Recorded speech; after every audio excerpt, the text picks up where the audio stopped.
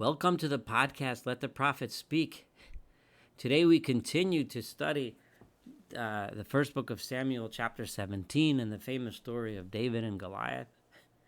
And we have set up the challenge of the Goliath and the fact that the people of Israel under Saul did not know how to counter this challenge, and they were afraid and scared.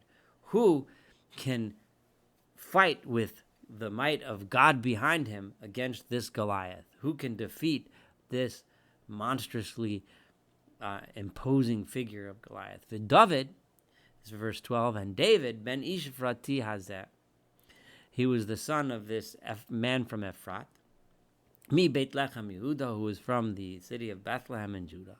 Ushmo Yishai, and the man, in other words, David's father's name was Yishai or Jesse. V'lo shmona banim, and he had 8 sons. V'ha'ish b'mei Shaol zakein ba b'anashim. And this man, Jesse, Yishai, was an elderly man, and he was advanced in his years in his life as a man on this world. He was reaching near the end of his days. Vayelchu, and there was this word of the battle that the people of Israel were going to be fighting against the Philistines. Under their king Saul, Vayelchu shloshet bnei Yishai hagedolim, and the 3 oldest sons of Yishai of Jesse went along with to battle. Halchu acharei Shaol milchama. They followed Saul to the battle. V'shem shloshet banav, and the name of these 3 sons asher halchu b'milchama, that went to battle, Eliav habechor. Eliav is the firstborn, umishneu, and the second is Avinadav, Yashlishi Shama, and the third is Shama. We were introduced to these 3 before when Samuel was looking to anoint one of Yisai's sons. And these 3 appeared before Samuel with the assumption that it's going to be one of them. And Samuel said no to all of them. Now, if we recall, Eliav, back when Samuel was introduced to Eliav, who came tall, proud, and handsome, Samuel said no. God has rejected Eliav, as if there was something wrong with him. And we may get some hints as to what might be wrong with Eliav, why he was rejected by God. Before we were just told that he was rejected, and this soon we might learn exactly what character traits were it about Eliav, and presumably those character traits were shared by the brothers, that God said that no, it will not be them. David, and David hu Katan was the youngest of all 8. And the 3 oldest ones, they went out to war. What happened with the others, we don't know, and it's irrelevant to the story, so we never find out. David, as we know, holech vashav me'al Shaol, he would be going back and forth from attending to Saul. Remember, David was hired to play the harp for Saul. So he would go sometimes to the king, and sometimes he would go back lirot etzon aviv Beit Lechem, to shepherd the sheep of his father back in Bethlehem. David was part of the royal house, but he was only there from time to time. Maybe Saul would call for him when he was particularly melancholy. But either way, David would go back and forth. And as it would seem from the story, Shaol didn't pay that much attention to who David was, only that he played the harp nicely for him. Vayigash haplishti hashkem v'ha'arev. And every day, early in the morning and in the evening, the big Philistine, the Goliath, the one we were talking about before, would get up there and approach the front, the area between the 2 armies, Vayisyatzei arboim yom, and he stood there tall and erect for 40 days. Every day he would taunt the people of Israel and say, send someone up to fight against me. Vayomer Yishai David beno, back in Bethlehem, Yishai said to David, his son, Kach no le'achecha eifata koli hazeh. Take for your brothers are in battle, take this care package to them, this eifata koli, this baked cake of grain, va'asara lechem hazeh, and these 10 loaves of bread, v'haretz hamachaneh le'achecha, and go bring them quickly to the camp, the war camp, to your brothers. Give them some support. Tell them their father at home is concerned about their welfare and wants to give them this food. And these 10 blocks of cheese Tavi l'sar ha'elef, I want you to bring those as a present to their commander.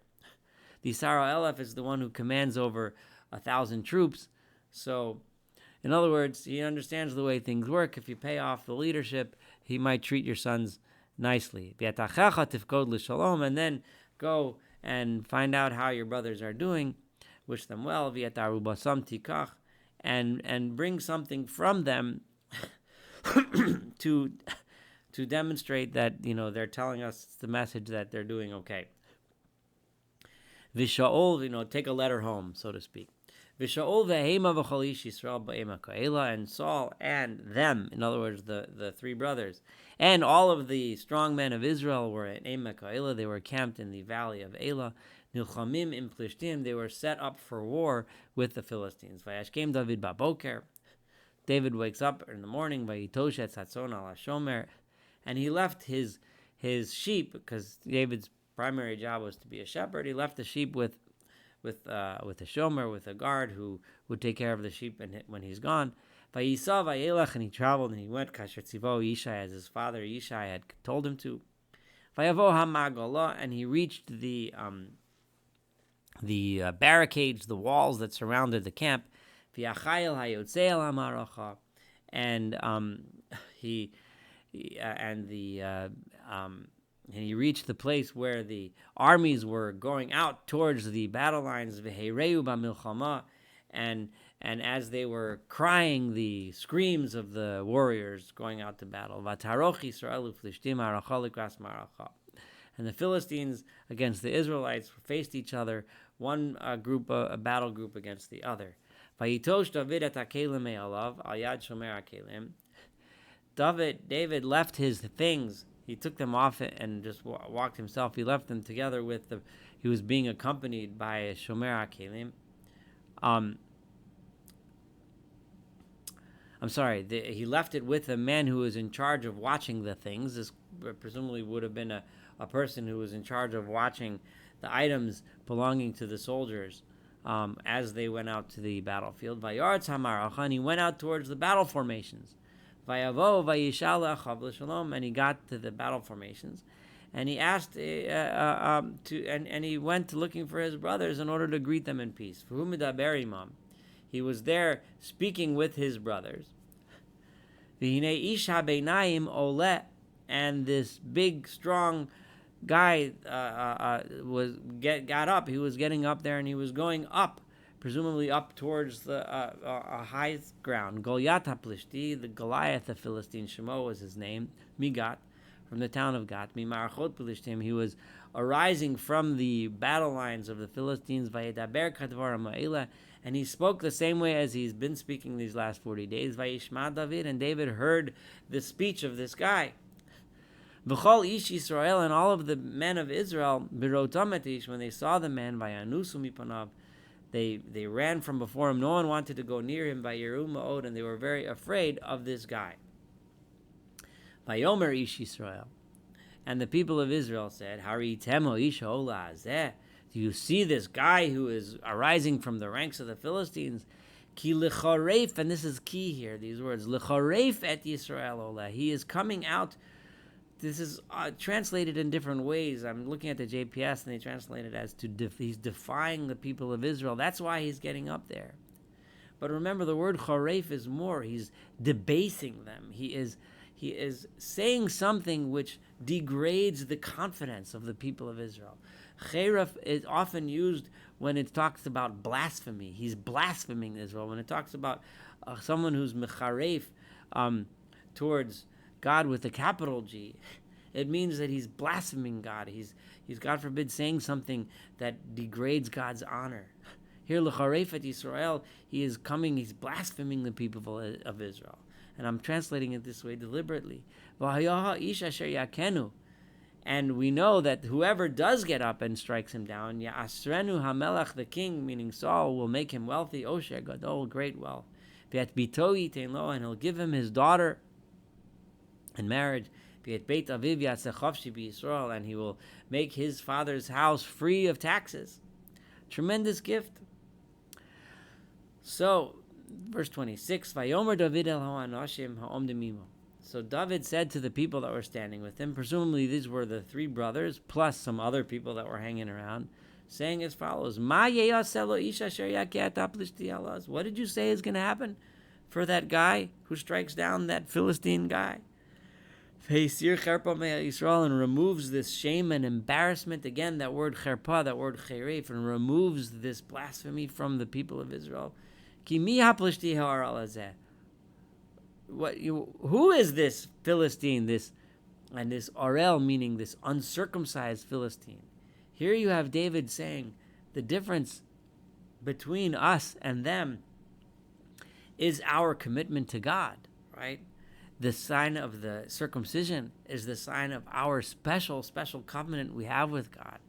And we make that mark on our bodies in order to demonstrate, right, that we are subservient to him.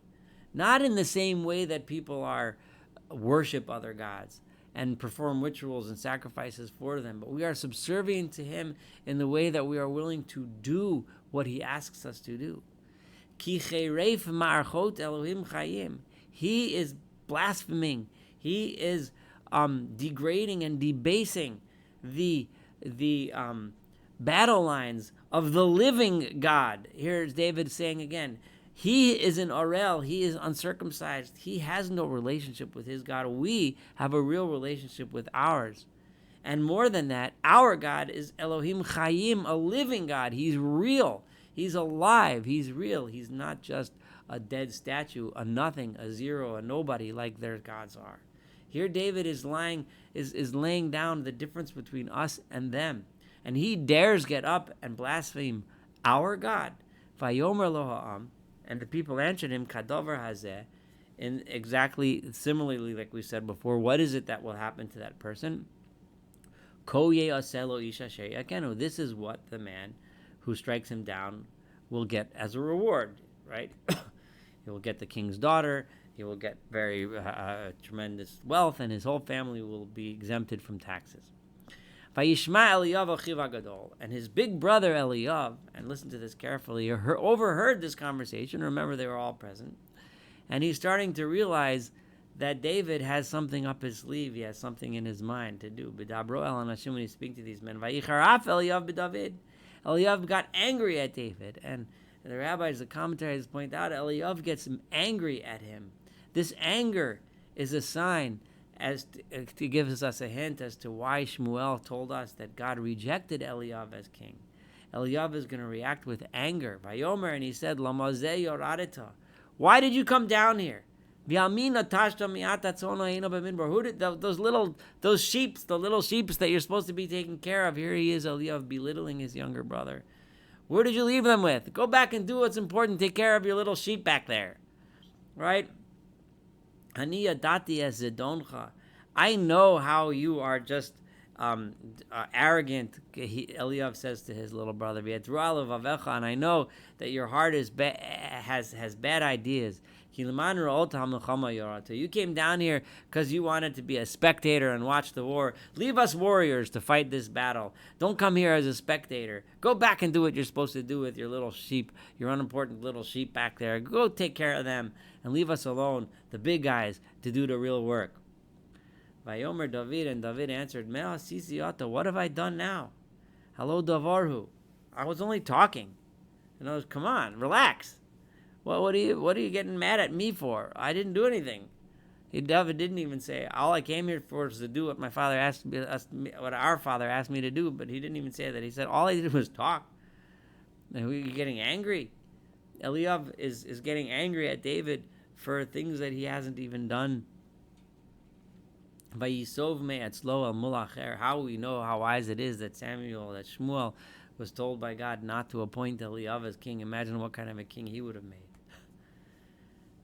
Vayisov me'atzlo al mulacher. So David, again, in his wisdom, turned away. He didn't confront him. He didn't fight with him. He did make a comment to answer for himself, but then he turned towards someone else. He left Eliyav. Vayomer kadavar azeh.